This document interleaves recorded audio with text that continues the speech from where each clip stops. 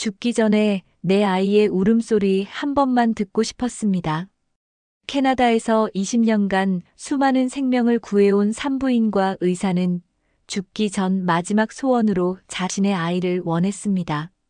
그런데 마지막 하나뿐인 소원마저 이룰 곳 없던 그녀가 희망을 찾은 곳은 바로 대한민국이었어요.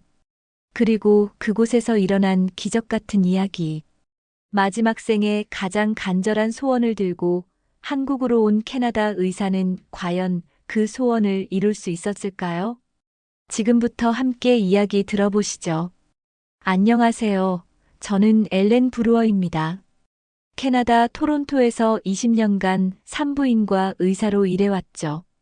수많은 생명의 첫 울음을 들어왔지만 정작 제 아이의 울음소리는 한 번도 들어보지 못했습니다. 45세가 되던 해 병원에서 정기 검진을 받던 중이었어요. MRI 촬영을 마치고 결과를 기다리는데 제 베스트 프렌드 친구 의사가 심각한 표정으로 들어왔습니다. 엘렌, 뇌종양이 발견됐어. 이렇게까지 진행될 때까지 왜 아무도 몰랐던 거야. 울고 있는 제 친구를 앞에 두고 전 머리가 하얘졌어요. 의사인 제가 누구보다 잘 알고 있었거든요. 뇌관 근처에 자리 잡은 교모세포종이라는 진단명이 무엇을 의미하는지 말이죠. 수술도 불가능하고 항암 치료를 받아도 생존 기간이 1년을 넘기기 어렵다는 것을요. 집에 돌아와 거울을 보며 생각했습니다. 지금까지 제 인생에서 가장 후회되는 것이 무엇인지 말이에요. 그동안 일에만 매달려 살았던 거? 아니면 결혼을 늦게 한 거? 아니었습니다. 가장 아픈 건 아이가 없다는 사실이었어요. 남편과 5년간 난임 치료를 받았지만 번번이 실패했죠. 나이가 들수록 가능성은 더 희박해졌고 이제는 시간마저 없게 되었습니다. 하지만 포기할 수 없었어요. 죽기 전에 단 한 번이라도 제 아이를 품에 안고 싶었거든요. 캐나다 최고의 난임 전문의들을 만나봤지만 대답은 똑같았습니다. 45세의 말기암 환자라면 임신 자체가 위험하다 포기하는 게 낫겠다. 그들의 말이 틀린 건 아니었어요. 의학적으로는 합리적인 판단이었죠. 모든 것을 거의 포기한 저에게 어느 날 동료 의사가 한국 이야기를 했습니다. 한국의 난임 치료 기술이 정말 대단하다더라. 세계적으로 어려운 케이스도 성공시킨다고 하던데. 처음엔 반신반의했어요. 한국은 잘 모르는 나라였으니까요. 하지만 자료를 찾아보며 놀랄 수밖에 없었습니다. 한국의 체외수정 성공률이 세계 최고 수준이더군요. 마지막 희망이라고 생각했어요. 남편에게 말했죠. 여보, 한국에 가봅시다. 마지막으로 한 번만 더 시도해보고 싶어요. 남편은 슬프게 저를 쳐다보았지만 결국 한국으로 함께 가는 것에 동의했습니다. 2023년 3월 저희는 인천공항에 도착했습니다. 낯선 땅에서 마지막 희망을 걸고 온 것이죠. 전 세계 모든 곳보다 저에게 필요한 곳, 바로 대한민국이었습니다. 강남 차병원에 도착했을 때의 첫 인상을 잊을 수가 없습니다. 캐나다 병원들과는 분위기가 완전히 달랐어요. 김현우 교수님은 진료실 문을 열고 들어가자 저를 보며 환하게 웃어주었어요. 20년간 의사로 일하면서 제 모습이 이랬었나 반성을 하게 하는 찰나였죠. 캐나다에서는 의사가 환자보다 우위에 있다고 생각하거든요. 환자는 그저 끝없이 기다리는 존재고 의사는 진단만을 내려주는 존재죠. 그런데 한국 교수님은 달랐습니다. 제 병력을 보시면서 중간중간 많이 힘드셨겠어요. 정말 어려운 상황이네요 라고 공감해 주시더군요. 본인도 딸이 있다며 저의 마음을 안다고 이야기해 주었죠. 그리고는 모든 초진이 끝나자 저를 바라보며 이야기했어요. 엘렌님, 쉽지 않은 상황이지만 포기하지 않겠습니다. 함께 해보죠. 함께라는 단어가 이렇게 소름 돋는 말이었나요? 캐나다에서는 의사와 환자가 함께 한다는 개념이 없어요. 그런데 교수님은 마치 제 편이 되어서 같이 싸워주겠다는 느낌이었어요. 정말 가능할까요?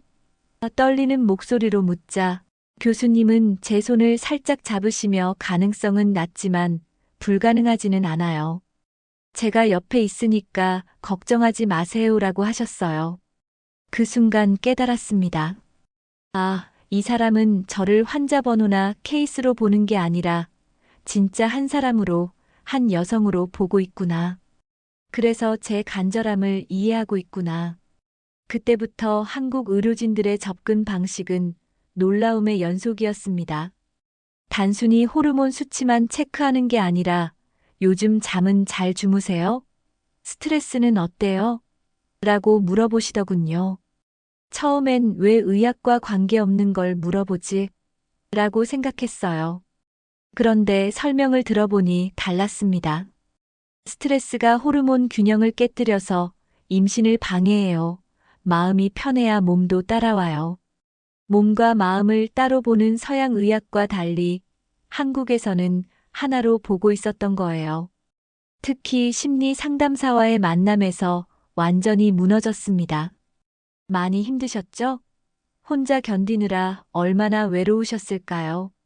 그 말을 듣는 순간 펑펑 울었어요. 캐나다에서 5년간 난임 치료를 받으면서 한 번도 누군가 제 마음을 물어본 적이 없었거든요. 그냥 다음 달에 다시 시도해보죠. 이번엔 안 됐네요. 그런 말뿐이었어요. 그런데 여기서는 제가 얼마나 아팠는지, 얼마나 절망스러웠는지를 먼저 알아주었죠. 그때 알았습니다. 한국 사람들이 말하는 정이라는 게 바로 이런 거구나. 남의 아픔을 내 아픔처럼 느끼고 함께 슬퍼하고 함께 희망을 품는 마음. 한 달간의 준비 과정에서 이런 경험들이 쌓이면서 제 마음도 달라졌습니다. 캐나다에서는 항상 혼자 싸우고 있다는 느낌이었는데 한국에서는 정말 많은 사람들이 저와 함께 하고 있다는 확신이 들었어요. 모든 시술의 순간 교수님 눈에서 진심이 보였어요. 이분은 정말로 저와 함께 이 힘든 여정을 걸어가려고 하시는구나. 그 순간 정말로 기적이 일어날 것 같았습니다. 첫 번째 시술이 실패했다는 소식을 들었을 때 진료실 의자에 앉아 있는데도 바닥이 꺼지는 느낌이었습니다. 교수님이 조심스럽게 말씀하셨어요. 이번엔 안 됐네요. 하지만 포기하면 안 돼요. 그날 밤 호텔방에서 남편과 마주 앉아 있었는데 말이 나오지 않았어요. 가슴 한쪽이 텅 빈 것 같았거든요. 남편이 제 어깨를 토닥여주며 말했습니다. 여보, 이제 그만하자. 당신이 너무 힘들어해. 하지만 저는 포기할 수 없었습니다. 거울을 보니 호르몬 부작용으로 얼굴이 퉁퉁 붓고 머리카락도 많이 빠져서 완전히 다른 사람 같았어요. 그래도 상관없었습니다. 아이만 가질 수 있다면요. 한 번만 더 해봐요. 교수님께 간청했을 때 목소리가 떨렸어요. 그런데 교수님이 먼저 제안을 하시더군요. 이번엔 조금 다른 방법을 써보겠어요. 엘렌님만을 위한 특별한 치료법 말이에요. 두 번째 시술을 위해 더 많은 검사를 받았습니다. 유전자 검사, 면역학적 검사 하루 종일 병원에서 보내는 날이 많았어요. 몸은 힘들었지만 마음만은 다시 희망으로 가득 찼습니다. 엘렌님은 일반적인 방법보다 에스트로겐 농도를 더 높게 가져가야 할 것 같아요. 교수님이 자세히 설명해 주셨어요.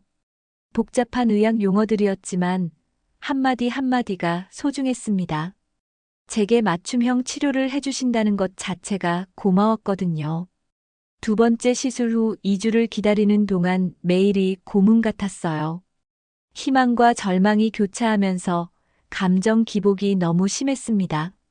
그런데 마치 기적처럼 임신 반응이 나타났어요. 교수님도 저도 기뻐서 어쩔 줄 몰랐습니다. 하지만 기쁨은 일주일밖에 지속되지 않았습니다. 갑작스러운 출혈과 함께 유산이 되고 말았어요. 병실 침대에 누워서 눈물이 멈추지 않았습니다. 왜 저에게만 이런 일이 생기는지 정말 아이를 가질 자격이 없는 건지 혼자 있을 때마다 생각했어요. 내가 너무 욕심을 부리는 건 아닐까? 이미 암에 걸린 몸인데 아이까지 원하는 게 이기적인 건 아닐까? 죄책감과 절망감이 몰려왔습니다. 그러나 교수님은 여전히 포기하지 않으셨어요. 세 번째가 마지막 기회일지도 모르겠어요. 이번엔 정말 완벽하게 준비해 봅시다. 더 정밀한 검사들이 시작됐어요. 면역학적 검사, 혈액응고 검사, 장내 세균 분석까지. 검사 결과를 듣고 깜짝 놀랐습니다. 제 몸이 배아를 외부 침입자로 여겨서 공격하고 있었다는 거예요. 그래서 계속 실패했던 거군요. 이제 원인을 알았으니 치료할 수 있어요. 면역 억제제 치료가 시작되면서 정말 힘들었습니다. 온몸이 붓고 열이 펄펄 나고 입안에는 염증이 생겨서 물조차 마시기 힘들었어요. 거울을 보기도 무서웠습니다. 완전히 다른 사람이 되어 있었거든요. 남편이 걱정스러운 표정으로 말했어요. 여보, 정말 괜찮겠어? 이렇게까지 하면서 저도 무서웠습니다. 하지만 멈출 수 없었어요. 이번이 진짜 마지막이라는 걸 알고 있었거든요. 세 번째 시술 당일 아침 거울 앞에서 제 자신과 약속했습니다. 이번이 마지막이야. 결과가 어떻든 받아들이자. 수술실로 향하는 발걸음이 무거웠어요. 시술이 끝나고 회복실에서 깨어났을 때 교수님이 미소를 지으며 말씀하셨어요. 수술 잘 됐어요. 이제 기다려봅시다. 그 2주 동안 매일 밤 꿈에서 아기를 안고 있는 제 모습을 봤습니다. 그리고 마침내 운명의 날이 왔어요. 교수님이 차트를 보시더니 환하게 웃으셨습니다. 축하해요. 엘렌님 임신됐어요. 그 순간 느낀 감정은 어떤 말로도 표현할 수 없어요. 지난 모든 고통이 사라졌습니다. 몇 달간의 절망, 부작용, 눈물. 모든 게 의미가 있었구나 싶었어요. 일주일 후 초음파실에서 들은 심장 소리. 똑똑똑, 작지만 힘찬 그 소리가 제 인생에서 들어본 가장 아름다운 음악이었습니다. 20년간 의사로 일하며 수없이 들었던 태아 심음이었지만 이번만큼은 완전히 달랐어요. 기적이에요. 교수님 말씀에 고개를 끄덕였습니다. 정말 기적이었어요. 한국에서 만나게 된 소중한 기적이었죠. 임신 20주까지는 순조로웠습니다. 정기검진 때마다 아기가 건강하게 자라고 있다는 소식을 들을 때면 가슴이 벅찼어요. 그러나 하늘은 정말 저에게 엄마라는 이름을 허락하지 않는 걸까요? 27주가 되던 어느 날 갑자기 상황이 급변했습니다. 그날 아침 일어나는데 머리가 깨질 것처럼 아팠어요. 처음엔 단순한 두통인 줄 알았는데 점점 심해지더군요. 화장실에 갔다가 깜짝 놀랐습니다. 소변에 피가 섞여 나왔거든요. 급하게 병원으로 갔습니다. 응급실에서 검사를 받는데 의료진들의 표정이 심각해졌어요. 혈압이 180까지 올라가 있었고 소변에서 단백질이 다량 검출됐습니다. 임신 중독증, 그것도 심각한 수준이었어요. 즉시 입원하셔야 합니다. 의사 선생님이 단호하게 말씀하셨어요. 태아와 산모 모두 위험한 상황이에요. 그때부터 악몽 같은 시간이 시작됐습니다. 병실에 누워 있는데 갑자기 아랫배가 칼로 찌르는 듯 아팠어요. 간호사를 불렀지만 말이 제대로 나오지 않았습니다. 그러다가 의식을 잃었어요. 깨어났을 때는 중환자실이었습니다. 온몸에 관이 연결되어 있고 여러 기계들이 삐삐 소리를 내고 있었어요. 남편이 제 손을 잡고 있었는데 눈이 퉁퉁 부어 있었습니다. 교수님이 심각한 표정으로 설명해 주셨어요. 뇌압이 급격히 상승해서 경련을 일으켰어요. 종양이 임신으로 인한 호르몬 변화에 반응한 것 같습니다. 제가 가장 두려워했던 일이 벌어진 거였어요. 아기는 괜찮나요? 간신히 물었습니다. 교수님이 잠시 침묵하시더니 말씀하셨어요. 아기의 심박수가 불안정해요. 아이를 꺼내야 할 것 같아요. 27주 너무 이른 시기였어요. 아기가 살아남을 가능성이 얼마나 될까요? 의사인 제가 누구보다 잘 알고 있었습니다. 극소 미수가의 생존율은 생각하기도 무서웠어요.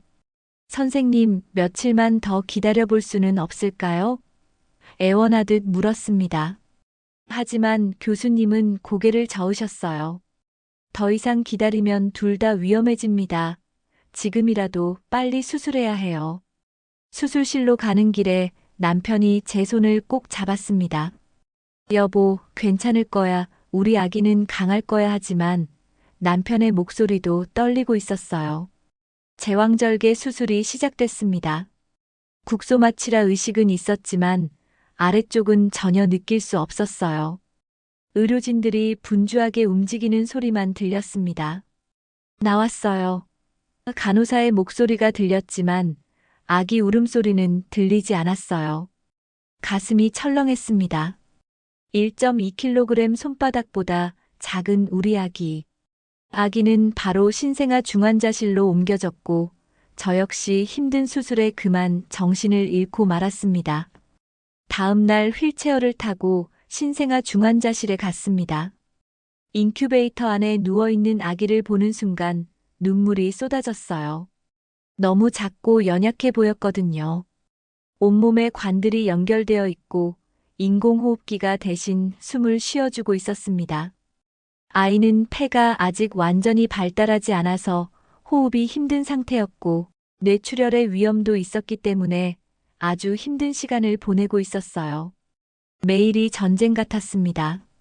아기의 상태는 시시각각 변했어요. 어떨 때는 산소 포화도가 떨어져서 응급 상황이 되기도 하고 어떨 때는 심박수가 불안정해져서 밤새 지켜봐야 했습니다. 저 역시 투병 중인 엄마였기에 편하지만은 않았죠. 뇌압이 계속 높은 상태였고 항암 치료도 미뤄야 하는 상황이었습니다. 하지만 그런 건 중요하지 않았어요. 오직 제 아이가 살아남는 것만이 중요했습니다. 저와 남편은 아이 스스로 빛날 수 있도록 빛나다라는 뜻의 루미를 이름으로 지어줬어요. 그리고 루미는 스스로 버텼습니다. 일주일 후 인공호흡기 없이도 숨을 쉴 수 있었거든요. 루미는 강했습니다. 루미가 여전히 1.3kg에 불과했지만 조금씩 안정되어 가고 있었어요. 하지만 아직 안심할 수는 없는 상황이었습니다. 매일 아침 신생아 중환자실에 가는 게 일과가 됐어요. 루미의 인큐베이터 앞에 앉아서 몇 시간씩 지켜보곤 했습니다. 말을 걸어주기도 하고 때로는 그냥 조용히 바라보기도 했죠. 루미야, 오늘도 잘 지냈니? 엄마가 왔어. 인큐베이터 벽 너머로 손을 대면서 말을 걸었어요. 그러면 루미가 작은 손을 움직이는 것 같기도 했습니다. 착각일 수도 있었지만 저에게는 소중한 대화였어요. 그런데 어느 날 특별한 간호사를 만났습니다. 박미영 선생님이었어요. 40대 중반쯤 되어 보이는 분이었는데 루미를 돌보는 모습이 정말 각별했습니다. 이 아기 참 예쁘네요. 박 간호사님이 루미를 바라보며 미소를 지으셨어요. 아직 작지만 눈빛이 정말 또렷해요. 강한 의지가 느껴져요. 그 말에 괜히 마음이 뿌듯했습니다. 며칠 후 깜짝 놀랄 일이 있었어요. 박 간호사님이 직접 떠서 만든 작은 모자를 가져오신 거예요. 분홍색 털실로 아기 손바닥만 한 크기로 떠서 만든 모자였습니다. 루미가 추워할 것 같아서 만들어 왔어요. 박 간호사님이 조심스럽게 루미 머리에 씌워주셨어요. 이제 훨씬 따뜻하겠네. 그 순간 정말 감동받았습니다. 의무가 아닌 진심으로 우리 아기를 돌봐주시는 거였어요. 박 간호사님은 특별했습니다. 다른 간호사들도 물론 잘해주셨지만 박 선생님은 뭔가 달랐어요. 루미에게 자장가를 불러주시기도 하고 기저귀를 갈 때마다 우리 루미 참 착하네, 참 예쁘네 하면서 다정하게 말을 걸어주셨거든요. 박 간호사님은 늘 이야기했어요. 여기 있는 모든 아기들이 다 제 아이 같아요. 특히 루미는 더 그래요. 이렇게 작은데도 열심히 살려고 하는 모습이 기특해서요. 한 달이 지나자 루미는 몰라보게 성장하기 시작했어요. 눈을 뜨기 시작한 거예요. 처음엔 깜빡깜빡 하다가 점점 더 오래 뜨고 있게 됐습니다. 그리고 제 목소리에 반응하는 것 같기도 했어요. 루미야, 엄마 목소리 들려? 인큐베이터 앞에서 말을 걸면 루미가 고개를 돌리는 것 같았어요. 의사 선생님은 아직 시력이 완전하지 않아서 착각일 수도 있다고 하셨지만 저는 분명히 느낄 수 있었습니다. 그런데 그 즈음 제 몸 상태가 악화되기 시작했어요. 뇌 종양이 커지면서 두통이 심해지고 시야도 흐려졌습니다. 항암 치료를 더 이상 미룰 수 없는 상황이 된 거죠. 루미가 3kg이 되면 퇴원할 수 있어요. 의사 선생님 말씀이었어요. 그때까지 조금만 더 기다려보세요. 1kg이 더 필요했습니다. 시간과의 싸움이었어요. 루미가 태어난 지 3개월이 지났습니다. 체중이 2.8kg까지 늘었어요. 퇴원까지 200g만 더 늘면 되는 상황이었죠. 하지만 제 시간은 얼마 남지 않았습니다. 항암 치료 부작용으로 머리카락이 모두 빠지고 얼굴도 많이 부었어요. 거울을 보면 제가 아닌 것 같았습니다. 하지만 그런 건 중요하지 않았어요. 루미만 건강하게 자라준다면요. 어느 날 박미영 간호사님이 조심스럽게 말씀하셨어요. 엘렌님, 오늘 루미 체중이 3kg을 넘었어요. 그 순간 가슴이 터질 것 같았습니다. 드디어, 정말 드디어 이 순간이 온 거였어요. 정말요? 정말 3kg이 넘었다고요? 믿어지지 않아서 계속 물었습니다. 박 간호사님이 환하게 웃으며 고개를 끄덕이셨어요. 네, 3.1kg이에요. 이제 엄마 품에 안길 수 있어요. 그때까지 루미를 직접 안아본 적이 없었거든요. 인큐베이터 벽 너머로만 바라봤을 뿐이었어요. 처음으로 제 품에 안을 수 있다는 게 꿈만 같았습니다. 간호사님들이 조심스럽게 루미를 인큐베이터에서 꺼내주셨어요. 여전히 작았지만 처음 봤을 때보다는 훨씬 통통해진 모습이었습니다. 분홍빛 피부에 까만 머리카락, 그리고 동그란 눈. 자, 이제 엄마한테 가자. 박 간호사님이 루미를 제 품에 안겨주셨어요. 그 순간을 평생 잊을 수 없을 거예요. 따뜻하고 부드러운 감촉, 그리고 작은 심장이 뛰는 느낌. 안녕, 루미야 엄마야 목소리가 떨렸습니다. 눈물이 주룩주룩 흘러내렸어요. 미안해, 엄마가 이제서야 안아주네. 그동안 많이 무서웠지? 루미가 제 목소리를 알아듣는 것 같았어요. 울음을 그치고 조용히 제 품에 안겨 있었거든요. 작은 손으로 제 옷을 꼭 붙잡고 있는 모습에 또 눈물이 났습니다. 남편도 감격해했어요. 여보, 우리가 해냈어. 정말 해냈어. 한국이 우리 가족을 살렸어. 남편의 목소리도 울먹이고 있었습니다. 세 식구가 처음으로 함께 있는 순간이었어요. 퇴원 날이 정해졌습니다. 박미영 간호사님은 눈물을 글썽이며 루미를 바라보셨어요. 루미야, 아프지 말고 건강하게 자라. 간호사 이모가 항상 응원할게. 그러면서 작은 선물 상자를 주셨어요. 베넷 저고리라고 했습니다. 한국에서는 아이가 태어나면 소중한 사람들이 선물하는 것이라면서요. 그리고 루미가 클 때까지 잘 보관했다가 얼마나 강한 아이였는지 이야기해 주라고 했어요. 작고 보들보들한 베넷 저고리를 만지며 흐르는 눈물을 감출 길이 없었습니다. 모든 분들이 루미의 은인이에요. 남편에게 말했습니다. 기술로만 치료한 게 아니라 마음으로 돌봐주셨어요. 정말 그랬습니다. 한국 의료진들의 따뜻한 마음이 루미를 살려낸 거였어요. 차에 루미를 태우고 병원을 나서면서 뒤돌아봤습니다. 3개월 동안 우리 가족의 전부였던 그곳. 절망과 희망이 교차했던 곳이지만 결국 기적을 만들어준 소중한 장소였습니다. 호텔방에서 루미와 함께 보낸 첫날 밤이 가장 행복했어요. 3시간마다 깨서 젖을 먹이고 기저귀를 갈아주고 다른 엄마들에게는 힘든 일이겠지만 저에게는 꿈만 같은 시간들이었습니다. 루미가 제 품에서 자는 모습을 보면서 생각했어요. 이 아이는 정말 기적이구나. 한국에서 만난 소중한 기적이야. 그리고 한국 이름을 지어줘야겠다고 생각했습니다. 루미라는 이름도 좋았지만 더 특별한 의미가 담긴 이름을 말이에요. 그때 떠오른 단어가 있었습니다. 은혜, 한국말로 받은 고마움을 뜻하는 말이라고 들었어요. 이 아이는 정말 제가 받은 은혜였습니다. 한국에서, 한국 사람들에게서 받은 소중한 은혜. 앞으로 내 이름은 은혜야. 루미에게, 아니 은혜에게 속삭였습니다. 넌 엄마가 받은 가장 큰 은혜니까. 캐나다로 돌아간 후 은혜는 건강하게 자랐습니다. 하지만 제 몸은 점점 악화되고 있었어요. 항암 치료를 받으면서도 은혜를 돌보는 일이 가장 소중했습니다. 저는 이 모든 일을 세상에 알리고 싶었어요. 한국에서 받은 은혜를 모두가 알아주었으면 했으니까요. 그래서 유명한 강연 프로그램에 신청을 했죠. 제목은 이 생명은 받은 은혜입니다였어요.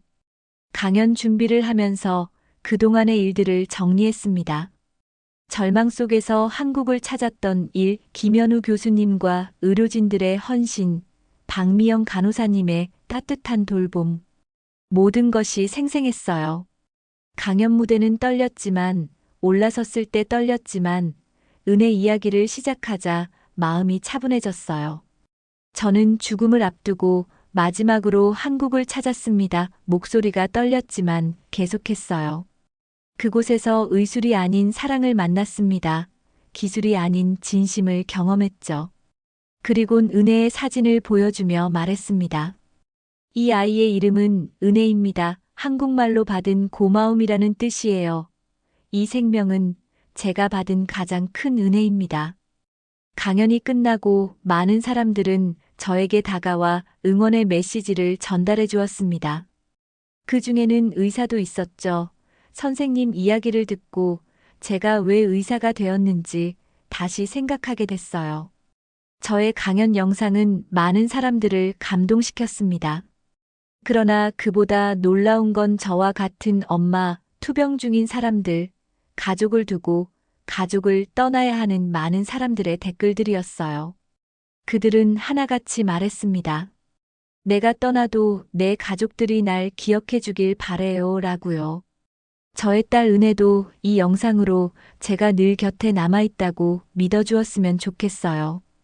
단 한순간도 외롭지 않게요. 이미 여러 사람들의 사랑으로 태어난 아이니 이미 많은 것을 가지고 있다고 느끼길 바랬습니다. 그해 겨울, 안타깝게도 엘렌은 암을 이기지 못했습니다. 마지막까지 은혜의 손을 잡고 있었죠. 저희 엄마 엘렌이 세상을 떠난 후 전 아빠와 함께 살았지만 저는 늘 한국을 그리워했습니다. 엄마가 남긴 일기장에는 한국에서의 모든 순간들이 자세히 기록되어 있었거든요. 18살이 되던 해 저는 한국으로 유학을 결심했습니다. 아빠는 처음엔 반대했어요. 은혜야, 캐나다에도 좋은 대학들이 많잖니. 하지만 제 마음은 이미 정해져 있었습니다. 아빠, 전 제가 태어난 곳에서 공부하고 싶어요. 엄마가 받은 은혜를 제가 돌려드리고 싶어요. 결국 아빠도 제 뜻을 존중해 주셨습니다. 서울대학교 의과대학에 합격했을 때 정말 기뻤어요. 엄마가 하늘에서 도와주신 것 같았습니다. 이제 저도 한국에서 한국으로부터 받은 사랑을 돌려줄 수 있게 되었거든요. 입학식 날 차병원 앞을 지나가면서 생각했어요. 엄마, 저 돌아왔어요. 그날 밤 엄마 일기를 펼쳐 읽었습니다. 오늘 은혜가 첫 자가호흡을 했다. 이 작은 생명이 얼마나 강한지. 이 아이는 분명 특별한 일을 할 거야. 엄마 글씨를 따라가며 눈물이 났어요. 엄마가 그토록 바랐던 것들이 무엇인지 이제야 알 것 같았습니다. 서울 야경은 저에겐 참 따뜻하게 느껴졌어요.